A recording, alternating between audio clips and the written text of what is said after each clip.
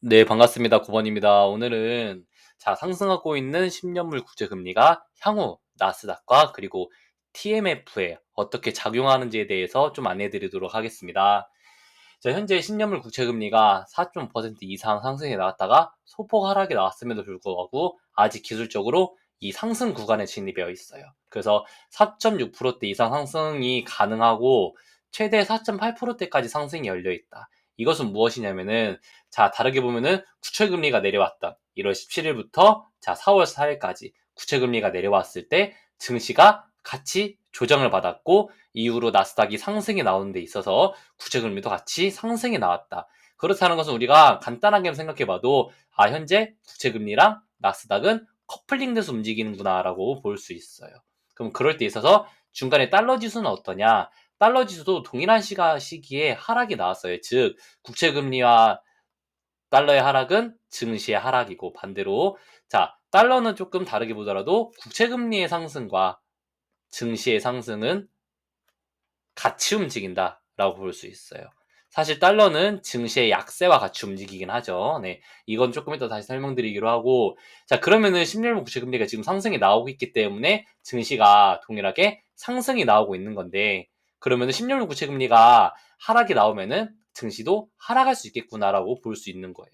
증시 조금 더 크게 봐도 작년 하반기 증시 상승했을 때 국채 금리도 똑같이 작년 하반기 상승이 나왔다는 거예요. 최대 4.8%까지 심지어 작년 9월에 연준이 금리 인하를 단행했음에도 불구하고 이후로 계속 금리 인하를 수차례 진행했음에도 불구하고 증시 오르고 국채금리 올랐다. 이 점 기억하시면서 다음 기사 한번 볼게요. 올해 2월 달에 재무부의 스콧 베센트 장관은 증시가 아니라 국채금리를 중요하게 보겠다. 특히 10년물을. 그렇게 인터뷰를 했어요. 그래서 재무부 장관하고 맞서지 말고 10년물 국채금리 미국에서 내릴 거니까 그렇게 시장 분위기 따라가라고 대형 금융기관들이 그렇게 2월 달에 인터뷰도 해놨어요. 3월 달입니다. 참. 예. 무슨 소리냐면은 미국 정부가 10년물 국채금리 내릴 거니까 올라간다고 패팅하지 마. 베센트도 우리 10년물 국채금리 4.5% 이상 안 올릴 거야. 기대하지 마. 이걸 오해를 해 2월, 3월 달에 해놨다라는 거예요. 그럼 왜 10년물 국채금리가 올라가면 안 되냐라고 할 때 있어서는 10년물 국채금리는 미국이 가장 중요하게 보는 금리 중에 하나예요. 2년물하고 10년물. 특히 10년물은 이거랑 연관되어 있어요. 미국이 국채를 항상 발행을 하죠. 돈이 없으니까 국채를 발행해서 유동성을 확보를 해. 그러니까 나라인 국채를 팔아가지고 우리 국채 사세요 해서 다른 나라들이나 기관들이 국채를 사주면은 그 현금으로 막 정부 세금도 내, 월급도 주고 뭣도 하고 여러 가지를 쓰는데 현재 작년 하반기에 이 구간에서 옐런이랑 바이든 시절에 무지성으로 국채를 막 발행해놔서 국채가 엄청 많아요. 즉 내야 될 이자도 엄청 많고요. 근데 국채 금리가 올라갈수록 이자 부담이 계속 높아져요. 자, 은행 금리를 생각해 보면은 우리가 3%대 빌리는 거하고 4%대 빌리는 거하고는 차이가 크잖아요. 똑같다고 생각하시면 돼요. 4.5%에 내가 빌려오는 거하고 3.8%에 빌려오는 거하고 차이가 크다. 근데 미국이 높아지면 높아질수록 부채 한도가 계속 높아질 수밖에 없죠. 그래서 미국 입장에서는 그리고 재무부와 베센트 입장에서는 무조건 10년물 국채 금리는 낮추는 게 좋아요. 그렇기 때문에 전망치를 최대 3.87%까지 낮추는 것도 맞는 얘기예요. 베센트의 목표치도 3.8%대 이하라고 얘기하고 있어요. 참고로 베센트는 올해 2월 달에 기준금리 인하 요구 없을 것이다. 즉 파월한테 금리 내려라고 안 할 거야 라고 했어요. 왜냐면은 이때까지만 해도 올해 2월까지만 해도 본인들이 내릴 수 있었거든요. 왜? 관세 이슈로 인해서 내릴 수 있었고 실제로 하락이 나왔었고 그래서 안정적으로 3.8%까지 떨어졌고 여기서 이제 횡보가 나오면서 움직였어야 되는데 그러지 못했어요. 바로 이때 4월 20일 이때 난리였죠. 이때 미 주식시장 떨어지는데 국채하고 달러도 같이 떨어졌어요. 결국 무슨 소리냐면은 사람들이 미국 국채를 던져요. 그러니까 우리 미국 국채 필요 없어라고 던지니까 올라가는 거예요. 막 올라가 국채 금리는. 국채 금리가 올라가면 안 된다라고 했죠. 사람들이 국채가 필요 없다고 매도를 치니까 국채 금리가 올라가는 거예요. 근데 달러 지수는 그때 떨어져. 그러니까 국채 금리랑 달러가 같이 내려오는 거는 연관 없이 상관이 없지만 국채 금리가 올라가는데 달러가 떨어지는 거는 사람들이 미국 국채를 매도하고 달러까지 팔아서 자기네 나라로 차익 실현하고 있다라는 거예요. 이거는 절대 호재가 아니죠. 트럼프 입장에서는. 반대로 국채 금리가 내려간다는 건 사람들이 국채를 사주고 있다라는 거니까 호재인데, 국채는 팔고 있고 이 판 걸 달러화해서 자기네 나라로 갔다가 유동성을 가지고 간다는 거는 미국의 패권이 떨어진다라는 거니까. 부랴부랴 이때 뭐 했죠? 부랴부랴 이때 파월 해고 안 한다고 했어요. 이때 90일 유예한다, 파월 해고 안 한다, 중국이랑 협상 중이다, 중국이랑 90일 유예한다 등등 별의별 호재 기사를 다 터뜨리면서 국채금리 시장을 안정화시킨 거예요. 증시를 안정화시킨 게 아니라. 미국은 증시가 아니라, 연준이 아니라 10년물 국채금리에 세팅이 돼 있단 말이에요. 근데 10년물 국채금리가 튀니까 이거 안정화시키겠다고, 우리 파월 해고 안 해, 우리 중국이랑 협상할 거야, 중국이랑 90일 관세 협상할게 등등 이슈로 하락이 나왔지만 실제로 중국이랑 90일 관세 유예 떨어지자마자 다시 급등 나오죠. 10년물 국채금리가 왜 이때 올랐냐면은 24년도 말에 연준이 파월이 금리 내렸음에도 불구하고 왜 올랐냐? 자, 10년물 국채금리는 이 안정성이에요. 안전자산 중에 하나로 불립니다. 근데 10년물 국채금리 매수해가지고서 수익률 1% 내는 게 빠를까요? 아니면은 이때 엔비디아 매수해가지고서 수익률 5% 올리는 게 빠를까요? 주식시장이 치고 올라가는 속도가 훨씬 빠르기 때문에 모든 투자자들이 뭐야, 10년물 국채금리를 매수하는 것이 아니라 나 주식 살래 이런다고요. 그러면은 이때 사람들이 주식을 매도해버려. 국채금리를 매도하고 주식을 사기 위해서 계속 국채금리를 매도하니까 국채금리가 올라가는 거예요. 동일 기준에서 달러가 그래서 올라갔고. 자, 좋지 않죠.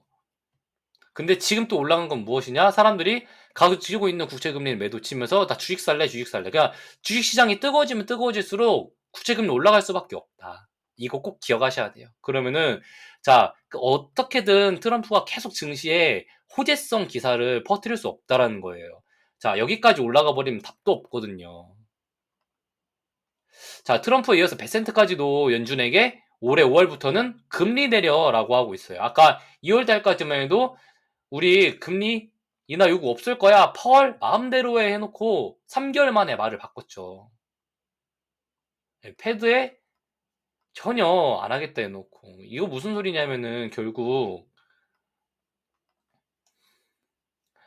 연준한테 책임져 이거 하는 거예요. 자, 이때 무슨 얘기했냐면은 10년물 국채금리 내려오고 있고 2년물 만기 국채금리도 많이 내려왔고 연준의 기준금리보다 현재 낮기 때문에 2년 만기 국채금리가 연방 기준금리인 4.25%보다 낮기 때문에 당시엔 3.66%였으니까 금리 내려, 10년물 국채금리도 내렸잖아, 이 얘기하고 있는 거예요. 근데 현재 2년물 국채금리는 4%대까지 또 올라왔어요. 10년물 국채금리도 4.5%까지 올라왔던 것처럼. 그러니까 하고 싶은 얘기는 연준한테 금리 내려라는 압박카드로 낮은 금리를 얘기했는데 금리가 올라가고 있다는 거는 트럼프나 베센트나 연준한테 금리 내려 요구를 못 하는 거예요. 추가적으로 연준이 금리 내려주면은 단기적으로는 국채시장 안정화되고 좋아요. 근데 이 시기에 3번이나 내렸어, 연준이. 근데도 국채금리 올라가잖아요. 그러니까 연준이 국채금리를 내리는 게 마냥 그게 아니야. 또 두 번째는 뭐냐면은 연준이 국채금리를 내려가지고서 증시가 안정화가 되고 국채시장이 안정화가 되면은 트럼프는 내가 했지? 내가 했어. 내가 안정화시켰어라고 자기가 자랑할 수 있는 시간을 가져요. 하지만 우리가 금리 내리면 뭐가 문제가 되죠? 인플레이션이 문제가 되죠. 그럼 치솟는 인플레이션은 결국 파월이 본인이 또 고민해야 되는 문제예요. 트럼프는 본인이 편하고 싶어서 연준한테, 파월한테 빨리 금리 내려 하고 있는 거예요. 근데 연준이 금리 내린다고 해서 해결되지 않았던 이 과거를 봐야 되고, 또 지금은 파월이 금리를 당연히 안 내리죠. 트럼프한테 뭐 좋은 일 있으라고 내려주겠냐라고 생각을 해야 돼요. 자, 이게 미국 재무부 2분기 QRA였어요. 당시 원래 1분기에도 미국 재무부가 8,500억 달러를 미국 재무부 TJ 잔고로 채운다고 했는데 채우지 않았어요. 왜냐면은 이 TJ 잔고를 채우면 채울수록 결국 10년물 국채금리가 올라가 버리니까. 그래서 정말 최소한으로 채워놨거든요. 근데 2분기에 베센트 목표치는 동일하게 8,500달러예요. 9월 말 현금 잔고도 8,500억 달러로 가정해놨다. 이것은 미국 재무부가 결국 6월, 9월에는 8,500억까지 자기네 국채 발행하겠다는 것 같아요. 그러면은 자 국채 발행해야 되는데 국채금리 올라갈수록 부담 크죠. 그럼 당연히 베센트 입장에서도 이 낮을 때 국채금리 발행하고 싶을 거고요. 머리 많이 아픕니다. 마지막으로 트럼프 감세안이 또 문제예요. 트럼프 감세안이 지속되면 지속될수록 결국 세금을 더 많이 덜 걷겠다. 결국 돈을 더 많이 쓰겠다는 거잖아요. 돈을 더 많이 쓰기 위해서는 미국이 돈이 많아야 되는데 현재 미국 돈이 없죠. 그래서 지금 국채를 결국 더 발행해야 되는 문제점이 발생하고 이때도 계속 국채 발행했던 것처럼 결국 감세안 하려면 국채 발행해야 된다는 거예요. 뭐 돈이 없다는 게 뭐 웃기긴 한데 사실 미국이 무지성으로 달러 찍어내면 되지만 달러 찍어내지 못하죠. 인플레이션 우려 때문에라도 결국 어떻게 해서든지 트럼프는 본인의 감세안을 진행하든 뭘 하든 어떻게든 국채를 더 발행해야 되는데 국채금리 올라가는 거는 무조건 악재다. 그래서 어느 순간부터는 이런 모종의 이유들 때문에라도 국채금리는 절대 올리지 못한다.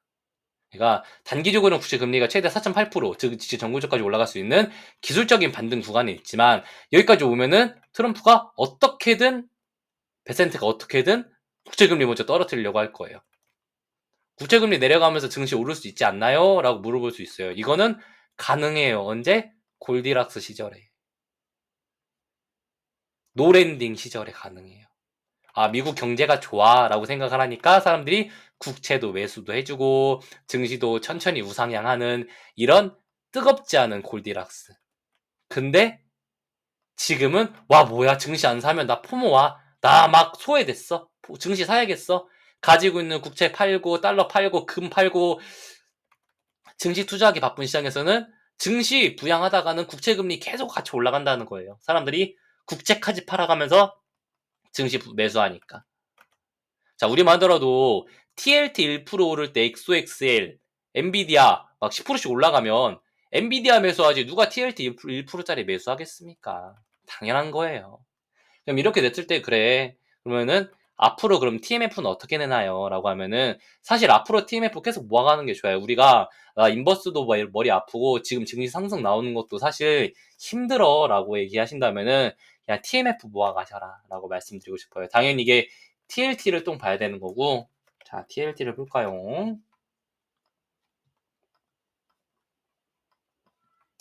자, 현재, 자, 바닥 잡아놨고, 직전에 이 삼각추세 밑에 내에 있고, 당연히 조금 더 하락할 가능성이 존재해요. 대략 1%에서 한 2.5%까지. 왜냐면은 직전이 하단 추세에 아직 조금 더 밑에 닿을 수 있기 때문에. 그렇다는 것은 최소 TMF도 여기서, 한 6에서 7%는 더 내려올 수도 있겠구나. 라고 보셔야 돼요. 현재 36불에서 37불 대 왔다 갔다 하고 있는데, 여기서 조금 더 이렇게 내려와서, 한 6에서 7% 빠지면은 결국 이게 34불대. 그래서 제가 34불대, 36불대는 매수하면 좋다라고 적어놓은 부분이고요. 그래서 10년물 국채금리 TMF는 34에서 36불 정도 매수해놓고 기다리면은 자, 한번 강하게 치고 올라오는 이 정도 와요. 우리가 34불대에서 제대로 매수 잘 잡아놓고 올리면은 본인의 직전 전고점 때까지만 올려도 수익률 40%. 이거는 꼭 수익 낼 수 있다. 어디? 자, 그리고 아까 말씀드렸던 것처럼 10년물 국채금리가 계속 올라가지 못해요. 4.8% 이상 더 올라가면 어떡하지? 5%더 이상 올라가면 어떡하지? 절대 없어요. 절대. 올릴 수도 없고. 그러면 이제 10년물 국채금리 상방이 어느 정도 제한적일 때, 이제는 내려간다면, 직전 전저점까지 내려갈 수 있다면, 이게 10년물 국채금리가 5%까지 올라가고 4.8%까지 올라갈 확률보다 자, 4% 초반까지 내려올 가능성이 너무 높아요. 그럼 TMF 당연히 본인의 높은 직전 정고점 구간이었던 대략 뭐 48불대까지 무난하게 올라갈 수 있고, 자, 현재가 대비해서도 30%대 이상의 강한 수익, 우리가 밑으로 잘 깔아가면서 34불대 밑으로 잘 깔아가면서 매수를 한다면은 40%대 이상의 수익도 낼 수 있다라고 보시면 될 것 같습니다. 네, 이렇게 TMF 좀 분석드리도록 하고요. 34불 이탈하게 되면은 30불대까지는 또 하락 가능성이 존재하니까, 자, 현재가 매수하실 거면은 34불까지 깔아가시면서 매수하시고, 34불 이탈하시면 30불부터 다시 모아가시면 돼요. 30불이 정말 왔다 하면은 정말 강하게 매수하시면 될 것 같습니다. 나머지는, 네, 오늘 방송은 여기서 마무리 짓도록 하겠습니다. 영상 시청해주셔서 감사합니다.